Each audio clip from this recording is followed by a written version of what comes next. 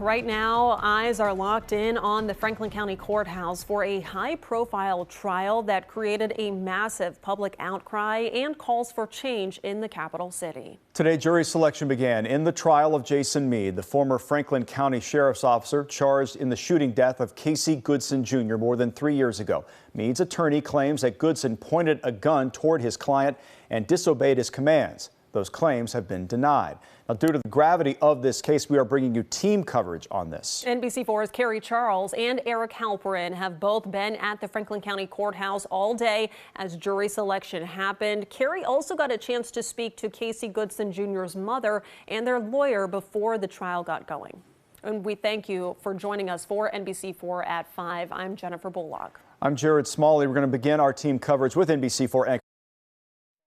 Developing story since this occurred. Carrie, what's the mood like at the courthouse at the moment? Well, Jared, it's business as usual. A lot of procedural happenings taking place today. We'll have more on that in just a moment. But during this trial, we know we are likely to see a great deal of evidence, including images of bloody AirPods. Goodson's family says he was wearing them at the time of his death. Therefore, he could not have heard any commands coming from Jason Meade. Jurors will likely see photos from the coroner's report, which will detail 5 gunshot wounds to Goodson's back, as well as a 6th to his buttocks. Now, we will also hear from witnesses for the defense. And remember, Meade's attorney says Goodson pointed a gun at their client. We do know a gun was found at the scene, but investigators have not told us where it was located. And we should mention that Casey Goodson did have a concealed carry permit. As mentioned, NBC4's Eric Halperin has been here at the courthouse all day. He joins us now to get us up to speed on the latest with the jury selection process. Eric. Carrie, jury selection went on all day here at the courthouse. This started with a group of more than 100 people, and those that are still left in that group got instructions from the judge just a few minutes ago and have left for the night. This is a picture of Jason Meade in the courtroom during this part of jury selection. Cameras were not allowed in the courtroom, but the judge gave reporters a minute to take photos while jurors were not there. During this part of the process, individual potential jurors were brought in for further questioning. They had filled out a 99-question questionnaire last week. The defense and prosecution asked them follow-ups related to their answers on that document. Some of the conversation was about whether they'd heard about this case and if they could take an impartial look at it. Some were kept in the pool, others were excused. David DeVillers was the U.S. attorney when the shooting happened more than 3 years ago. He says the length of the jury selection process in these questions are expected for a case like this. There's going to be people in that jury that know something about this case going into it. The question isn't whether they know about it and heard about it in the past. The question is, can they put aside any preconceived notions about the case and just listen to the evidence that they're going to hear during the trial? And the group of potential jurors will be back here tomorrow morning while jury selection will continue. And Casey Goodson's mother and attorney were also here at court this morning. And Carrie, you had a chance to talk with them recently.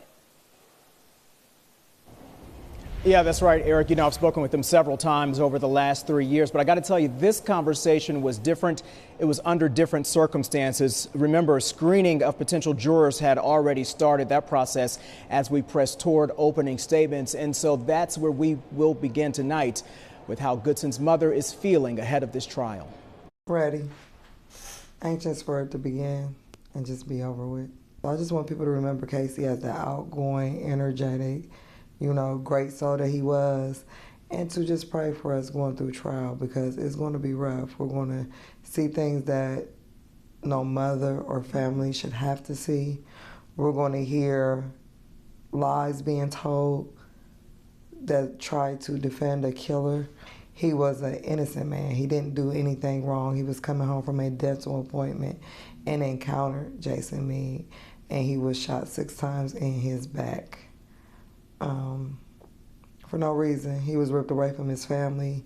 He had a whole life ahead of him. He didn't get an opportunity or a chance to create children or anything else. What's the thing that people need to keep in mind as they're watching every day? Casey cannot speak for himself, and so we have some prosecutors who have done a great job building a case against Jason Meade, but Casey can't tell his story. So just keeping in mind that the facts are what they are, and even as we hear them for 3 years now, over 3 years now, it's been unjustifiable, and folks need to understand that Jason Meade's trying to explain away a murder. I'm looking forward to Casey's family being a beacon of hope to other families who want to see what strength looks like, but also how to impact change in this county. Now, tomorrow, the day of opening statements, would have been Goodson's 27th birthday. His mother tells me she is confident that her family will celebrate his birthday at the end of this trial with a conviction. Meantime, one of Meade's attorneys says he has some caution, some warning for the public about referring to Goodson as a victim. The term victim necessarily implies that a crime occurred. That's what the case law says. To us, that necessarily will prejudice the jury and deprive Mr. Meade of a fair trial. Now, coming up tonight on NBC4 at 6, hear the Reverend Al Sharpton's take on this case. I sat down with him during a recent visit to Columbus. He will share why he says this murder trial deserves national attention.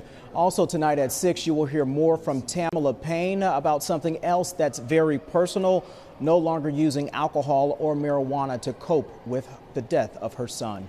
Jared and Jen. All right, Carrie, thank you so much. Our thanks to Eric Halperin as well. Now, again, this is set to be a high-profile trial. NBC4, as you can see, we are going to be there for every minute of it. Our team will be in the courtroom to watch and report what plays out. You can also find the latest information on everything happening on NBC4i.com.